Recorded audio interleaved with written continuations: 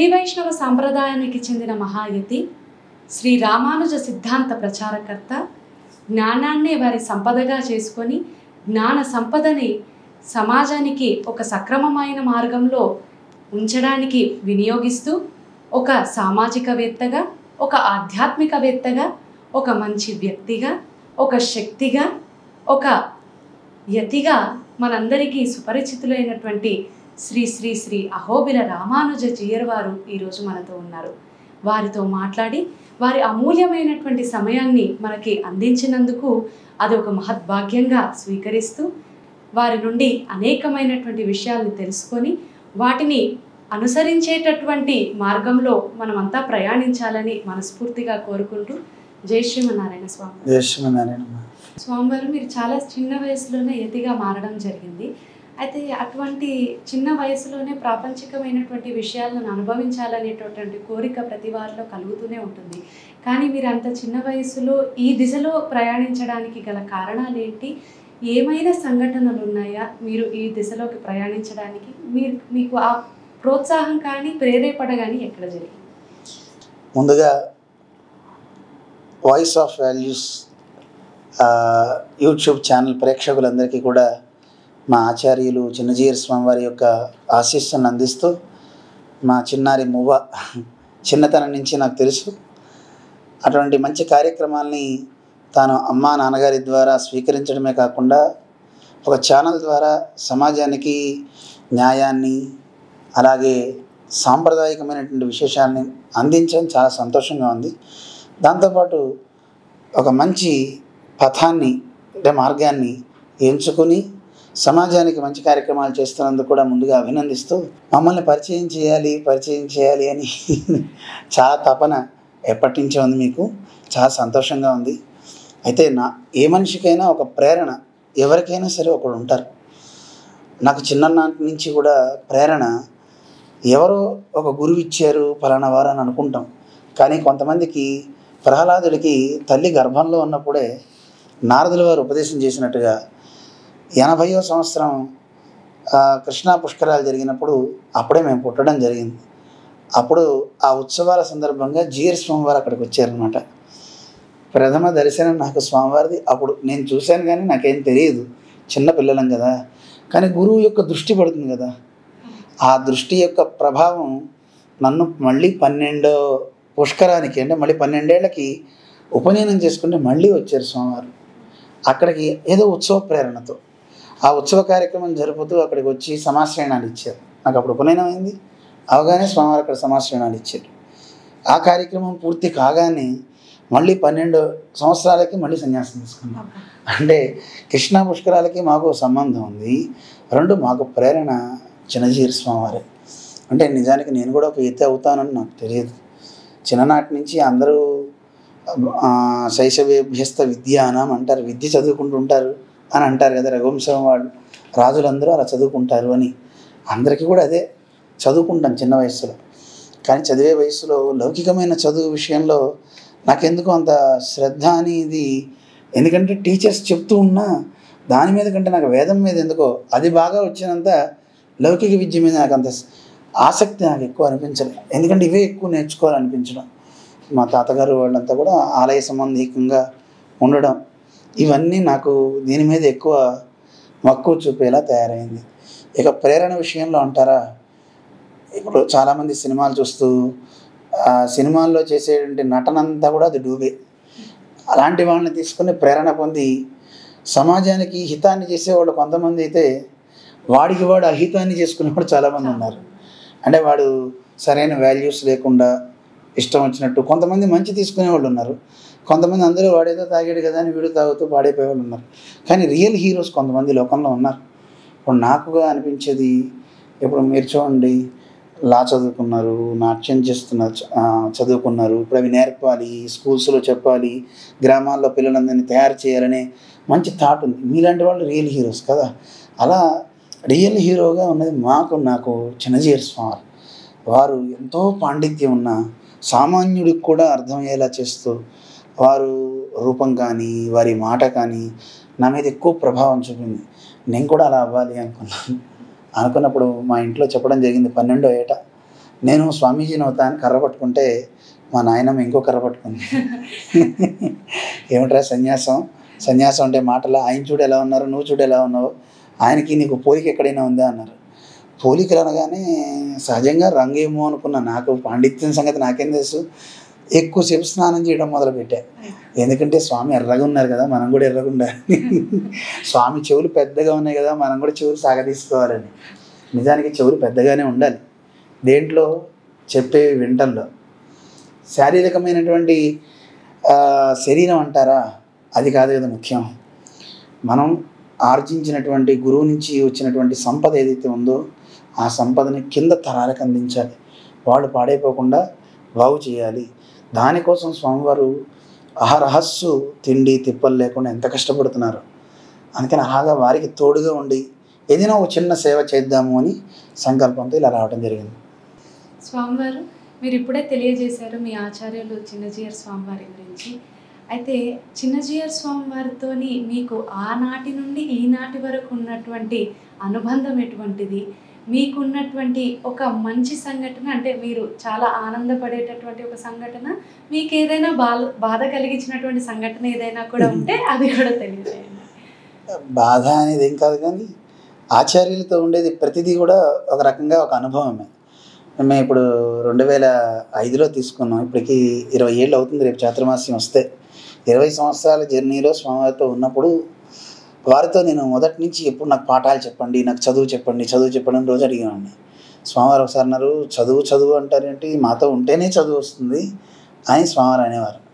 సరే, అలా ఉన్న తర్వాత వారి అనుష్ఠానం నాకు బాగా నచ్చేది ఏంటంటే, ఈ రోజుకి ఇప్పటికీ కూడా వారు ఏ రోజు వారు నిద్రపోయే సమయంలో నేను ఇంకా టైం అయిపోయింది పడుకోవాలి అని పక్క వేసుకొని పడుకోవడం అనేది ఉండదు.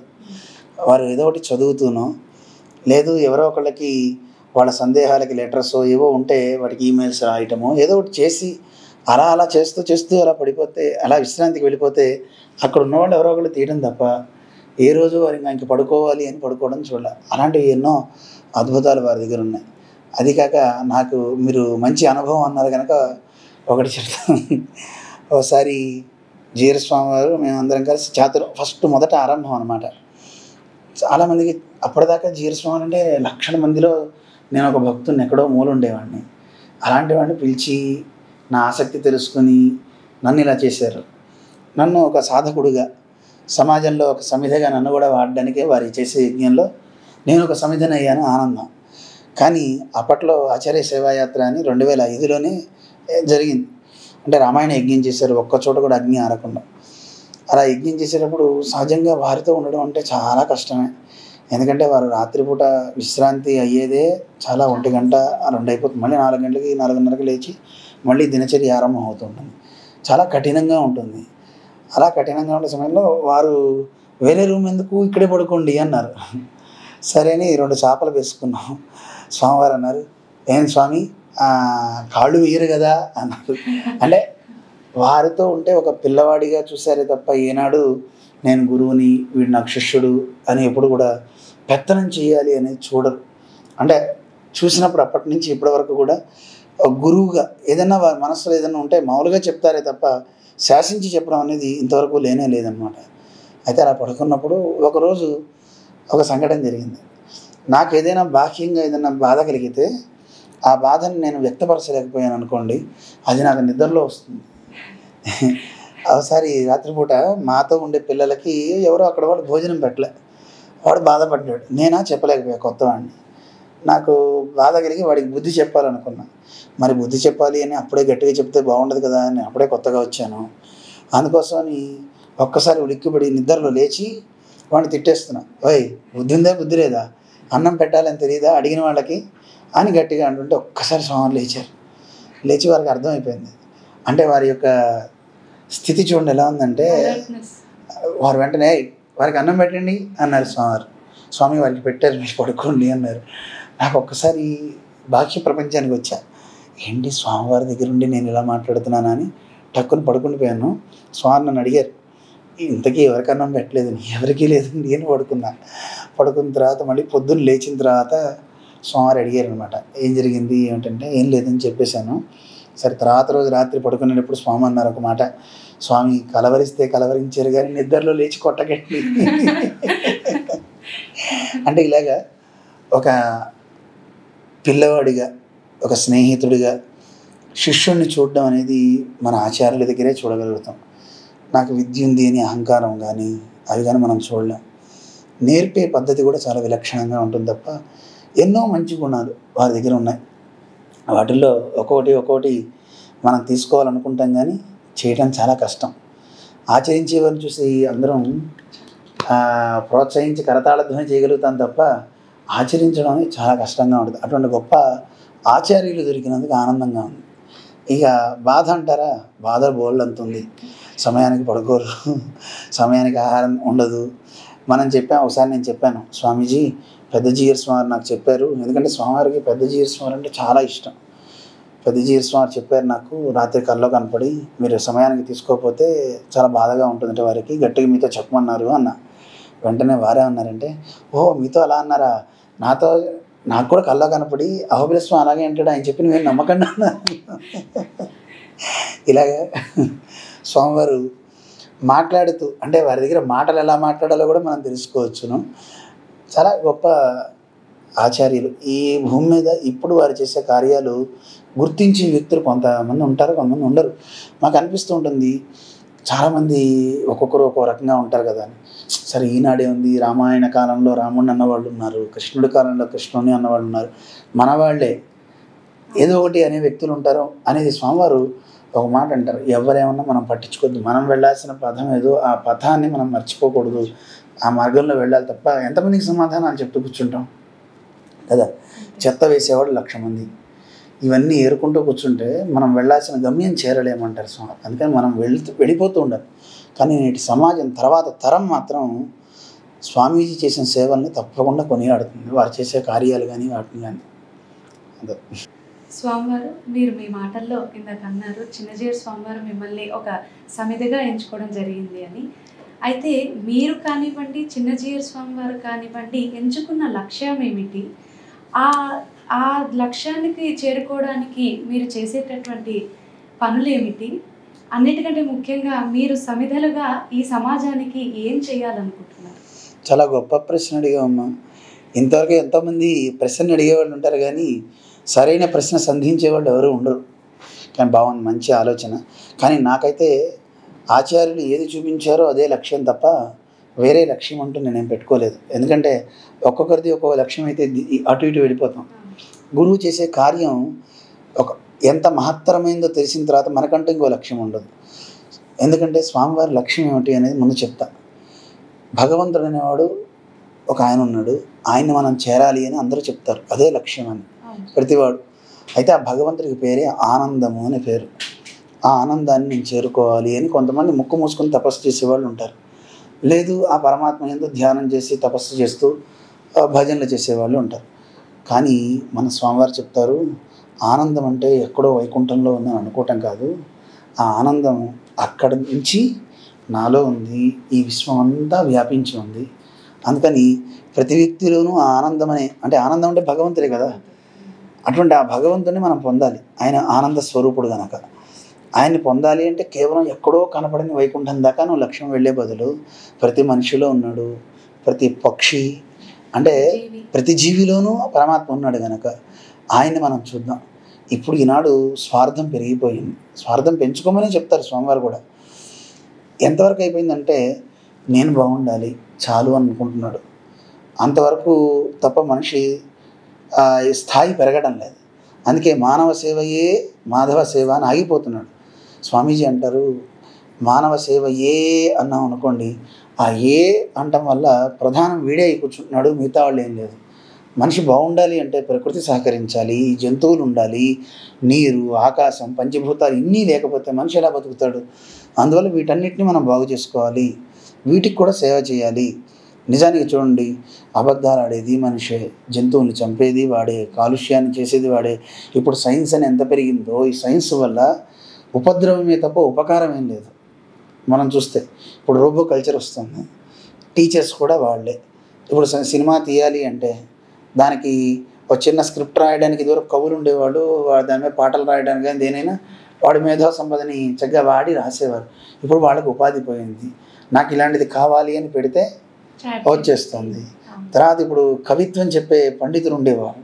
ఇప్పుడు మనిషి తన మేధని ఏ రకంగా ఉపయోగించకుండా ఎవడు ఏ సమస్య ఇచ్చినా ఆ సమస్యకి పరిష్కారం పద్య రూపంలో నాకు ఈ ఛందస్సులో కావాలని కొడితే అదే ఇస్తున్నప్పుడు వీడు దీన్ని ఏం వాడతాడు? ఇప్పటికే మనకి క్యాలిక్యులేటర్స్ వచ్చిన తర్వాత లెక్కలు పూర్తిగా పోయింది. ఎవరికి ఏ లెక్క లేదు, మనుషులంటే లెక్క లేదు, లెక్కలు అసలు రావు. ఇలా మనిషి పాడైపోతున్నాడు. అందుకని మనిషి వీడి వల్లే అన్ని ఉపద్రవాలు అవుతున్నాయి. సృష్టి మొత్తం పాడైపోతుంది. పంచభూతాల్లో ఇప్పుడు భూమి మొత్తం, ఇప్పుడు భూకంపాలు వస్తున్నాయన్న అనేక రకాల, ఇప్పుడు చూడండి బెంగళూరు లాంటి సిటీస్లో నీళ్లు కూడా లేవు. మనకు కూడా ఇప్పుడు చాలా ప్రదేశాల్లో వాటర్ లేదు, భూగర్భ జలాలు అంతరించిపోతున్నాయి, గాలి కలుషితం అయిపోయింది. గాలిని కూడా కొనుక్కోవాల్సి వచ్చే స్థితి ఇప్పుడు ఢిల్లీ లాంటి చోటైతే ఆక్సిజన్ అసలు లెవెల్సే లేవు. ఇలాంటి స్థితి ఏర్పడుతుందంటే కారణం జంతువుల వల్ల కాదు, పశుపక్షాదుల వల్ల కాదు, కేవలం మనిషి వల్లే. అందుకని మనిషి ఒక్కడికి సేవ చేస్తే మాధవ సేవ అవుతుందా? కాదు, సర్వప్రాణి సేవగా మాధవ సేవ చేయాలి అని స్వామివారు చెప్పారనమాట. అది లక్ష్యంగా పెట్టుకున్నారు. ఎందుకంటే ప్రతి ప్రాణిలో దేవుడు ఉన్నాడు కదా. ఈ లక్ష్యాన్ని చేరవేసే దిశగా స్వామివారు అందరినీ అటువైపు మరలిస్తున్నారు. భగవంతుడు అనేవాడు కేవలం గుళ్ళోనే కాదు, అందరి గుండెల్లోనూ ఉన్నాడు, ప్రతి అణువణువున ఉన్నాడు. సేవ చేద్దాం రండి. ఇది కూడా పరమాత్మకి ఎంతో ఇష్టము, ఆయన ఆనందిస్తాడు. గుళ్ళోకి కొబ్బరికాయ కొట్టి లేదు అరణ్యంలో కూర్చొని తపస్సు చేస్తే వచ్చే ఫలం ఎంతో దానికంటే 10 కదా ఇది. తోటి మనిషికి మనం ఆహారాన్ని ఇవ్వడమే కాకుండా జంతువులకు కూడా మనం ఇస్తాం. నిజానికి జంతువులు లేకపోతే మనిషి ఎక్కడ ఉంటాడండి? ఉండడు కదా.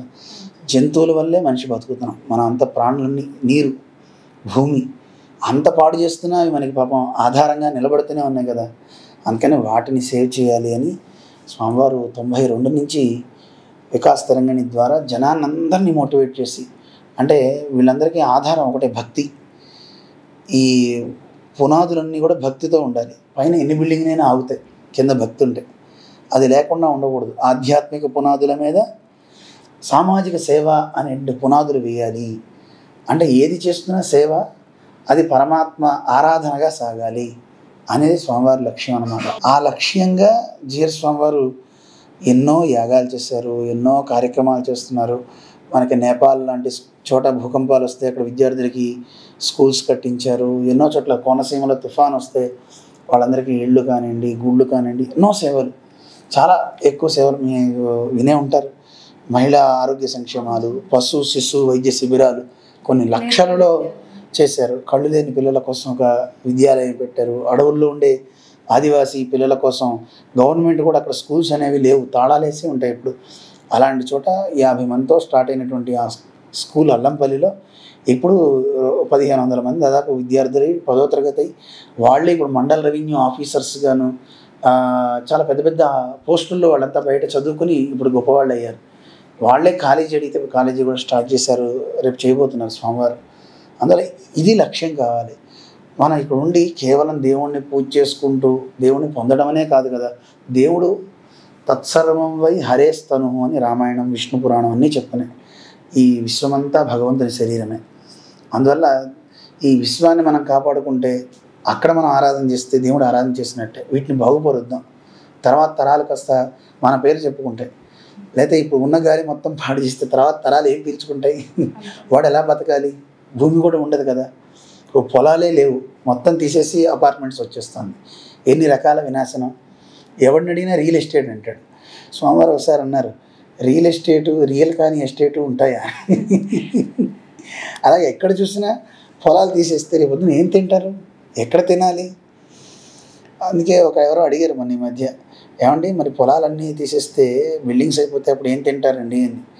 అప్పుడు డాక్టర్స్ అంతా లోపల బ్యాగ్ని తగ్గించేస్తారు, రోజుకి ఇంత తింటే కడుపు నిండిపోతుంది. 1 ఎకరం 1,00,000 మందికి 2 లక్షల మందికి పెట్టేంత సరిపోయేంత చిన్నది చేసేస్తారు, అయిపోతుంది. లేదా చిన్న ట్యాబ్లెట్స్తో అయిపోతాయి.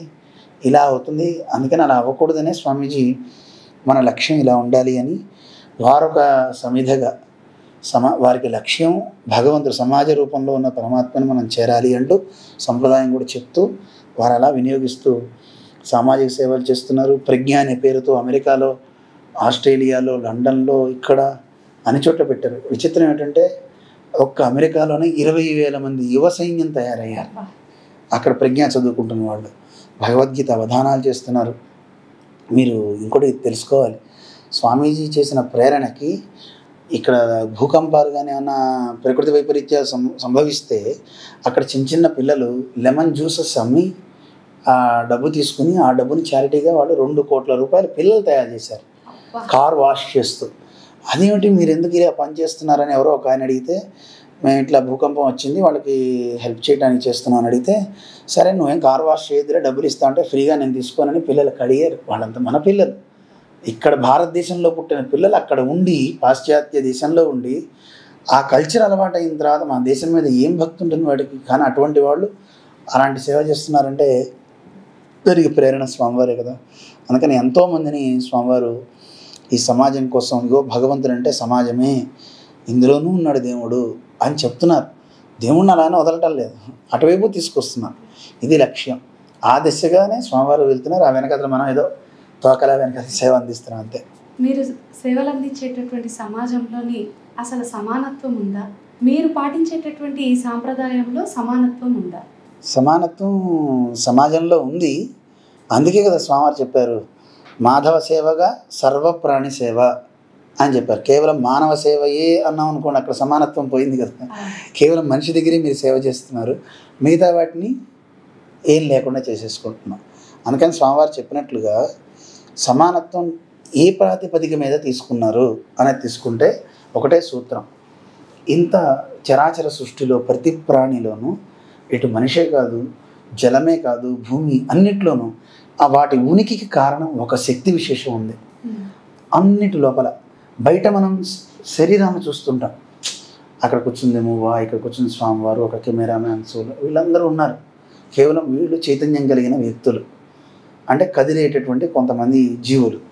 కదలని జీవులు కూడా కొన్ని ఉన్నాయి కదా, లైటు, గోడ, గట్టు, పుట్ట, చెట్టు, ఈ కథలు ఒకచోట ఉంటాయి.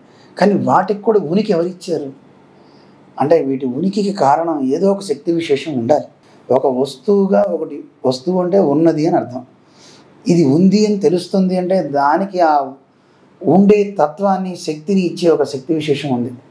దానికే మన వాళ్ళు దైవం అని పెట్టారు. అందువల్ల నిజానికి సమాజంలో సమానత్వం సాధించడం చాలా కష్టం. ఎందుకంటే మామూలుగా చూస్తే అక్కడ లేడీ, ఇక్కడ జెంట్ కదా, మగవాడు ఆడవాళ్ళు ఇలా ఒకటి అవుతుంది. తర్వాత ఒకవేళ మహిళల్ని తీసుకున్నా అందరూ ఒకలా ఉండట్లేదుగా. ఒకరు పొట్టావిడ, ఒకరు పొడిగావిడే, ఇంకోటి ఎర్రావిడే, నల్లవిడే, ఇలా తేడాలు ఉంటాయి మగవాళ్ళలో అయినా ఆడవాళ్ళలో అయినా. సమానత్వాన్ని సాధించడం, మన అవయవాల్లోనే సమానత్వం లేదు. సమానత్వం సాధించడం అంటే ఏమిటి అని ఒక ప్రశ్న వేసుకోవాలి. అంటే మనందరం ఇటు పశుపక్షాదులు కావచ్చు, మనం కావచ్చు, అందరం దేవుని బిడ్డను అనుకుంటే సమానత్వం ఉంటుంది కదా. మనందరం ఆయన నుంచే పుట్టాం. అందుకే మనకి వేదంలో కూడా భగవంతుడు భగవద్గీతలోనూ వేదంలో రెండిట్లోనూ మీకు చెప్తా, చాతుర్వర్ణీయం మయా సృష్టం అన్నాడు పరమాత్మ. చాతుర్వర్ణీయాన్ని నేనే ఏర్పాటు చేశాను అన్నాడు. చాతుర్వర్ణం అంటే మీకు తెలిసే ఉండొచ్చు. మామూలుగా చాతుర్వర్ణ్యం అంటే శిరస్సు నుంచి వచ్చిన అవి ఊరు. మీరు చెప్పేది అది వేదంలోది కరెక్టే. కానీ నేను భగవద్గీతలో చెప్తున్నా. ఇప్పుడు చాతుర్వర్ణ్యం అనేది బ్రాహ్మణ, క్షత్రియ, వైశ్య, శూద్రాదులు అంటుంటారు. కానీ అది కాదు భగవంతుడు చెప్పింది. భగవంతుడు కేవలం ఈ క్యాస్ట్లో చెప్తాడా? కాదు కదా. భగవంతుడు చెప్పింది నేను గుణ కర్మ విభాగశః, వాడు చేసుకున్న గుణాలు, వాడు చేసుకున్న కర్మని బట్టి నేను విభాగాన్ని చేసి 4 వర్ణాలు చేశాను అన్నాడు. ఏమిటి 4 వర్ణాలు అంటే, ఒకటి దేవవర్గము, సుర అంటారు. 2 నర అంటే మానవులు, సుర నర. 3వది తిరియక్, అడ్డంగా తిరిగేటటువంటి జంతుజాలము. 4వది స్థావర, ఒకే చోట పడి ఉండేవి. వీటన్నిటిలోనూ జీవుడు ఉంటాడు. అంటే ఇప్పుడు మనం ఈ శరీరంలో ఉన్నాం, అన్నీ జీవుడనే అంటారు. వేదాంతం చెప్పిన అర్థం అవుతుందో అర్థం కదా నాకు తెలియదు, కానీ అర్థం అవుతుంది కదా. ఉందా? ఓకే, అడగాలని అనుకున్నారు. రైట్, ఇప్పుడే వచ్చేసింది కదా. అందులో ప్రతి దాంట్లోనూ ఇప్పుడు బయటకు చూస్తే ఆకారంలో స్త్రీ పురుషాన్ని ఉంది, కానీ లోపల ఉండే సోల్కి స్త్రీ పురుషాన్ని ఉండదు. ఇప్పుడు మనం వెహికల్లో కూర్చుంటాం, వెహికల్లో వచ్చినప్పుడు ఒకరు బెంచ్ కార్లో కూర్చుంటారు, ఒకరు ఆడి కార్లో కూర్చుంటారు, ఇంకోటి ఏమో వీడి కార్లో కూర్చుంటారు. ఒక్కొక్కటి కార్లో డిఫరెన్స్ ఉండొచ్చు, కానీ కారులో కూర్చునే వ్యక్తులు మాత్రం మనుషులే కదా. అదైతే ఓకే కదా. అలాగా సోల్ అనేది, ఆత్మ అనేది అందరిలోనూ ఒక్కొక్క ఆత్మ ఉంటుంది. ఆత్మకు ఉండే గుణాలు అందరికీ సమానమే, జ్ఞానము ఆనందం రెండు. అందువల్ల అక్కడ దాన్ని సాధించడంలో సమానత్వం ఉంది. అందుకే అన్నమయ్య కూడా పాడారు కదా, ఏమని, రాజైనా సరే వేదవాడైనా సరే ఉండేది సరిభూమి ఇదే కదా అని చెప్పి ఆయన పాడాడు కదా అన్నమయ్య. ఈ అన్నమయ్యకు కూడా ఆధారం రామానుజాచార్య స్వామి. భగవద్ రామానుజ గారు 1000 ఏళ్ల క్రితం, అంటే ఆ సమయంలో ఇంకా ఆచారాలు మడులు ఎన్నో ఉండే సందర్భాలలో హరిజనుల్ని గిరిజనుల్ని బాహ్యులుగా చేసేసి, ఇది పాశ్చాత్యులు చేసినటువంటివి మిగతా వాళ్ళు చేసినటువంటి ఒక రకమైనటువంటి ఒక చర్యల వల్ల ఇలా అయిపోయినాయి. కానీ అలాంటి సమయంలో రామానుజుల వారు, అంటే కొన్ని వర్గాల వారు చేసినటువంటి ఈ ఏర్పాటు వాదం వల్ల వీళ్ళు దూరం అయిపోయారు సమాజానికి. వాళ్ళని తీసుకుని వచ్చారు రామానుజులు. మంత్రము దేవుడు అందరి సొత్తు, దేవుడిని కూడా అందరి సొత్తు కదా. అందువల్ల దేవుణ్ణి సాధించడంలో అందరం సమానమే. అందుకే దేవాలయంలోకి వెళ్తే అందరూ కలిసే ప్రసాదం తీసుకోవాలి. గుళ్ళో ఇప్పుడు మేము ఉన్నాం, మన జీరస్వామి ఏం చేస్తారు, గోష్ఠి జరుగుతుంది అనుకోండి, గుళ్ళో అందరికీ పళ్ళెం ఇస్తారు, వారికి ఇస్తారు, అందరికీ ఇస్తారు, అందరం అక్కడే ప్రసాదం తీసుకుంటాం కదా. ఆ సహపంక్తి భోజనాలు అక్కడే అవుతాయి. అదే కనుక ఇళ్లలో మీ ఇంట్లో మీరు తింటారు, మా ఆశ్రమంలో మేము తింటాం, అంతే తప్ప మీ ఇంట్లోకి ఎవరిని రానివ్వరు కదా. అది వైయక్తికం అంటారు, ఇంట్లో చేసుకునేది. కానీ ఇక్కడో అందరూ ఒకటే దేవుడి దగ్గర.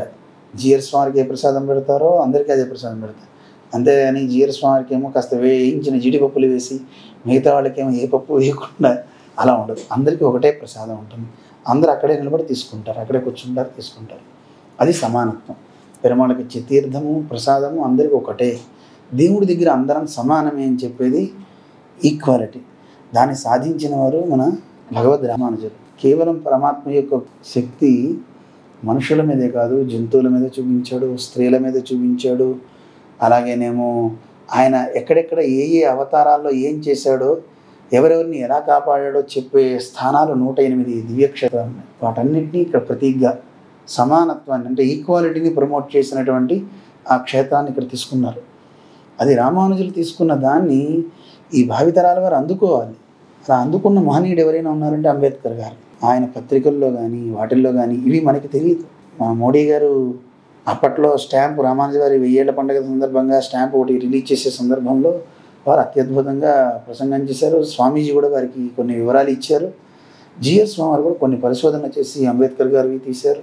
అటు మోడీ గారు వీళ్ళందరూ బయటపెట్టడం వల్ల అంబేద్కర్ గారు అసలు నిజానికి ఈ భక్తి వీటి మీద అంత పెద్ద కాకుండా సమాజం మీద ఆయనకు దృష్టి ఉంది. ఆయన కూడా ఒక రకంగా చూస్తే సమాజాన్ని భగవంతుడిగా ఉపాసించిన వాడిగా మనం చెప్పుకోవాలి కదా, తప్పేం లేదు. ఎందుకంటే దేవుడి పూజ అని సమాజాన్ని పాడు చేయకూడదు. సమాజాన్ని చక్కగా ఉద్ధరిస్తూ దేవుణ్ణి తిట్టక్కర్లేదు కదా, అవసరం కాదు. కానీ ఆయన ఒక గీత గీసుకుంటూ వెళ్ళాడు.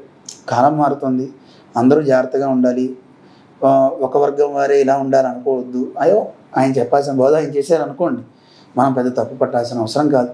కానీ అటువంటి ఆయన కూడా ఆయన పత్రికలో రామానుజుల వారు సమానత్వం కోసం నిలబడ్డారు, పోరాడారు అని చెప్పారు. చెప్పి దాన్ని ముందుకు తీసుకువెళ్ళారంటే ఆనాటి నుంచి ఈనాటి వరకు మన సంప్రదాయం చేస్తున్నటువంటి ఒక గొప్పతనం మనకి తెలుస్తుంది కదా. రామానుజ వారి గురువు గారు పెరియనంబి అని ఒక ఆయన ఉన్నారు. వారి దగ్గరే మంత్రార్థాన్ని చదువుకున్నారు.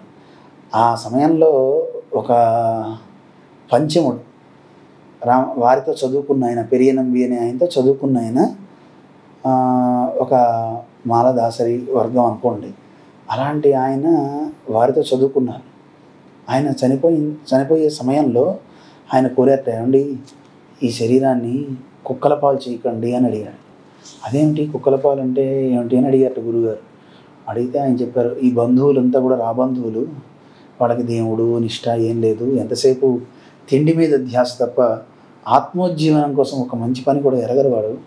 అలాంటి వాళ్ళకి ఈ శరీరాన్ని అప్పచెప్పకండి అని అంటే, అయ్యో ఈయన గొప్ప వైష్ణవుడే, గొప్ప భక్తుడే, ఇలాంటి వాడిని నిజమే అలా చేయకూడదని స్వయంగా వారే అంత్యేష్టి చేశారు. చివరి సమయంలో కర్మ చేశారు. ఆనాటి సమాజం ఊరుకుంటుందా? ఒక పంచమ వర్గానికి చెందిన వారికి, దళితుడికి మీరు ఇలా సంస్కారం చేస్తారా, మిమ్మల్ని వెలివేస్తున్నామని సమాజం వెలివేసింది రామానుజ వారి గురువుగారు. రామానుజ వారికి అది తెలిసి ఏం జరిగింది అసలు, మీరెందుకు చేశారు అని అడిగితే అప్పుడు గురువుగారు చెప్పారట, ఈ మార్నేర్ నంబి అని, ఆయన నంబి అంటే పూర్ణుడు అని అర్థం. ఇతను జాతి చేత తక్కువ వాడేమో, కానీ ఇతని గుణాలలో జటాయు కంటే ఏం తక్కువ వాడు కాదు. నేను రాముడు అంతరవాణి కాకపోవచ్చు, రాముడు ఒక పక్షికే సంస్కారం చేసి దానికి ఉత్తమ లోకాలు ఇచ్చాడే, మరి నేను తక్కువవాడు, జటాయు కంటే తక్కువవాడైనా చాలా గొప్పవాడు కదా. అలాంటి వాడిని చూస్తూ చూస్తూ ఎలా వదిలేయాలి? అందుకని ఆ భాగవతోత్తముడికి సంస్కారం చేయాలి. మా వైష్ణవ సంప్రదాయం చాలా అద్భుతమైన విషయం చెప్తుంది. ఏమనంటే వారు ఎవరైనా సరే, ఏ కులమైనా సరే, విలక్షణమైన భక్తి ఉంటే తస్మై దేయం తతో గ్రాహ్యం సచ పూజ్యో యదాహ్యహం అని భగవంతుడే చెప్పాడు. అవతల ఉన్నవాడు ఎవడైనా సరే, ఎంత తక్కువ జాతి వాడైనా భగవద్భక్తుడైతే అది నేనే అని తెలుసుకోండి, నన్ను ఎలా పూజిస్తారో అలా వారిని పూజించండి అని పరమాత్మ చెప్పాడు. అందుకని చాలా గొప్ప సంప్రదాయం. అందుకని ఈక్వాలిటీని బాగా తీసుకువెళ్ళిన మన సంప్రదాయం కూడా. ఎందుకంటే మిగతా సంప్రదాయాల్లో కూడా కాశీ వెళ్తారు, కాలభైరవ పూజ వచ్చిన తర్వాత చేస్తారు, ఒక శునకానికి గారెల దండ వేస్తారు. మరి జంతువుకి ఎందుకు చేయాలి అంటే అక్కడ భగవంతుడు ఉన్నాడు, ప్రతి వస్తువులో ఉంటాడు, ప్రతి ప్రాణిలో ఉంటాడు. అలా గమనిస్తుంది. నాగల చవితి వస్తుంది, పుట్టక పాలు పోస్తున్నారు. మన వైదిక సంప్రదాయాలన్నీ చెప్పేవన్నీ కూడాను ఇవే చెప్తున్నాయి. కేవలం మనిషి అనే కాదు, అన్నిట్లోనూ దైవం ఉంది, అన్నిటినీ గౌరవిద్దాం. విష జంతువైన పాముని అలాగే దేనైనా మనం గౌరవించాలి, అర్చించాలి అని. కానీ స్వామి ఇంకోటి చెప్తారు, దానికి ఒక నీతి ఉంది. పాము ఉంటే పొట్టలో ఉండాలి, లేకపోతే బుట్టలో ఉండాలి. అందుకని తీసుకొచ్చి సమానత్వాన్ని పక్కన పడుకోబెట్టుకోకూడదు పాముని కదా. సమానత్వం అంటే ఏంటి అర్థం? దేని హద్దులో దాన్ని ఉంచటం, అది దాని హద్దులో ఉండి దాని పని అది చేసుకోవాలి. ఇప్పుడు వేళ్ళు ఉన్నాయి, సమానత్వం ఉండాలి. బొట్టన వేలు తీసుకొచ్చి పైకి పెడితే ఎలా ఉంటుంది చెప్పండి? గ్రిప్ ఉండదు కదా, అసలు ఎలా పడితే అలా చేయలేం కదా. తల ఒకటే ఎందుకు ఇక్కడ ఉండాలి, నేను ఒళ్ళంతా కళ్ళు పెట్టుకుంటా అంటే కుదరదు కదా. అందుకని సమానత్వము అనగానే దేనికి ఎప్పుడు పని అవసరమో ఆ పని అవసరమైన సందర్భంలో దానికి ముఖ్యం తప్ప, ఇప్పుడు చూడాల్సిన సందర్భంలో కన్నే చూడాలి కదా. ఈ జీరస్వామి ఒక అందమైన విషయం చెప్పారు. ఎప్పుడు నోరు గారినా తినేది నేనెందుకు తినకూడదు అనుకుందట ముక్కు. అప్పుడు నీకు అర్థమైపోయి ఉంటుంది. సరే ముక్కుకు పెడతారని డాక్టర్ పెట్టారట. హాస్పిటల్లో ఉన్నప్పుడు ముక్కు ద్వారా ఆహారాన్ని ఇస్తారు కదా. ఆక్సిజన్ కాదు, వాడు నోటితో తినలేని సందర్భంలో చిన్న పైపులు ముక్కుకేసి ముక్కు ద్వారా ఆహారాన్ని పంపిస్తారు. అంటే ఏమిటి, వాడు నోటి ద్వారా తినలేకపోతున్నాడు, రోగగ్రస్తుడని కదా అర్థం. వాడు రోగగ్రస్తుడు అయ్యాడు, వాడు లేవలేకపోతున్నాడు, నోటితో తినలేకపోతున్నాడు. అందుకని ముక్కు కోరుకోకూడదు, నేను గాలే పీల్చాలి, నోరే తినాలనుకోవాలి అంతే తప్ప ఎప్పుడు నోరుగారైనా తినేది అనకూడదు కదా. అందుకని సమానత్వము అంటే దేని పని అది చక్కగా చేసుకునేలా చేయాలి. ఆ పనిని పూర్వం అంతా చేసుకునేవారు, అన్ని వర్గాల వారు. ఒక గుడి కడుతున్నారంటే మేస్త్రి వచ్చి చక్కగా అతను వచ్చి ఆ పని చేస్తారు. తర్వాత వడ్రంగి వచ్చి గుమ్మాలు తయారు చేస్తాడు. కుమ్మరి వారు వచ్చి వారికి కావాల్సిన కుండలు పాత్రలు వారు తయారు చేసేవారు కదా. ప్రతి వ్యక్తికి దాంట్లో భాగస్వామ్యం ఉంటుంది. దాంట్లో పంతులుగా ఉండి అంటే బ్రాహ్మడుగా ఉండే అతను చేయాల్సింది, శిల్పం చేసిన వ్యక్తి శిల్పం అక్కడ పెడితే దాంట్లోకి ప్రాణశక్తిని తీసుకొచ్చేవారు ఒకరు, విగ్రహాన్ని తెచ్చేవారు ఒకరు. ఇప్పుడు విగ్రహాన్ని తయారు చేసే శక్తి బ్రాహ్మడికి లేదు, మంత్రాలు మాత్రం చేస్తారు. కానీ చేసే వ్యక్తి శిల్పి ఉండాలి, స్థపతి ఉంటాడు. ఉండి వాళ్ళు స్థాపత్యం ప్రకారం గుడి కట్టాలి, ఎలా కట్టాలనేది మొత్తం మనం చదువుకుంటాము, వాళ్ళు దాన్ని ఇంప్లిమెంట్ చేయగలుగుతారు. అందులో ప్రతి వ్యక్తికి దాంట్లో భాగస్వామ్యం ఉంటుంది అంతే కదా. అన్నీ నేనే చేసుకుంటాను ఎవడు చేయలేడు కదా. అందుకని సమానత్వం అంటే ఎవరి పని వారు చక్కగా చేసుకోగలిగితే అది కదా హాయి. అందుకని ఇంకో దాంట్లో వేలు పెట్టకూడదు, ఇంకో దాన్ని పాడు చేసుకోకూడదు. అలాగే చక్కగా పూర్వం జరిగేది, కానీ ఈ కాలంలో చాలా కష్టం. అందరికీ ఏది సులువైతే అది చేసుకుంటున్నారు. కానీ ఇలా చేసుకున్నా ఇంకోటి విషయంలో వేలు పెట్టకుండా మంచి చేసేవాళ్ళని ప్రోత్సహించగలిగితే, ఇప్పుడు మీరు మంచి చేస్తున్నారు, నాకు ఆనందం కలిగింది, మీ అమ్మ నాన్నగారు నాకు బాగా పరిచయం, మరి ఇలాంటి మంచి కార్యక్రమం చేస్తున్నప్పుడు మన ఆశ్రమానికి తోడ్పడుతున్నవారు కదా, నేను వచ్చి మీ కార్యక్రమానికి కాస్త నేను కూడా ఒక వాయిస్ ఆఫ్ వాల్యూస్ అన్నారు కదా, వాయిస్ దేవుడు ఇచ్చాడు. చిన్నప్పుడు అన్నప్రాసనకి కలం పట్టుకున్నంట. నేను అదే పెద్ద రైటర్ అవుతాను అనుకున్నారు అందరూ, కానీ నా కలం కంటే గళం బాగా ఉపయోగపడుతుంది సమాజానికి తప్ప కలం లేదు. అలాగా వాయిస్ అనేది వాల్యూస్ చెప్పడానికి ఇక్కడ నాకు ఇది ఒక వేదిక కదా అని, మంచి కార్యక్రమం చేస్తున్నావు కదా అని వచ్చా.